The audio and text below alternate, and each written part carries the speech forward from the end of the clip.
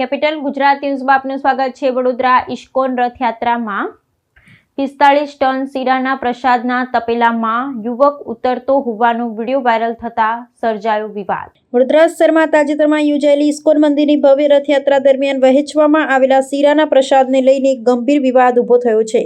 Social media પર એક video viral થયો છે, જેમાં એક યુવક પ્રસાદીથી ભરેલા મહાકાય તપેલાની અંદર સીધો જ પગ મૂકીને ઉતરતો જોવા મળી રહ્યો છે। પવિત્ર રથયાત્રાના આયોજન વચ્ચે બનેલી આ અણધારી અને નિંદનીય ઘટનાથી ભાવિક ભક્તોમાં ભારે રોષ અને નારાજગી ફેલાઈ છે।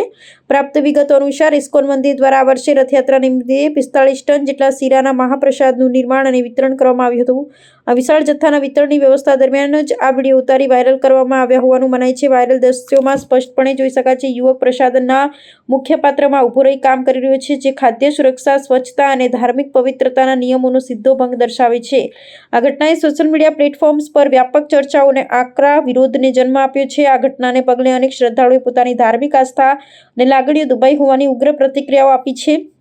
લાખો લોકો જે પ્રસાદને ઈશ્વરના આશીર્વાદ માનીને ગ્રહણ કરે છે, તેની જાળવણીમાં દાખવવામાં આવેલી આ બેદરકારી સામે ભક્તોએ ગંભીર સવાલ ઉઠાવ્યા છે। હાલમાં સમગ્ર મામલે નાગરિકો અને ભક્તગણ વડોદરા ઇસ્કોન મંદિરના સંચાલકો તરફથી સત્તાવાર સ્પષ્ટતા તેમજ આ કૃત્ય આચરનારા જવાબદારો સામે ત્વરિત અને યોગ્ય કાર્યવાહીની પ્રતીક્ષા કરી રહ્યા છે।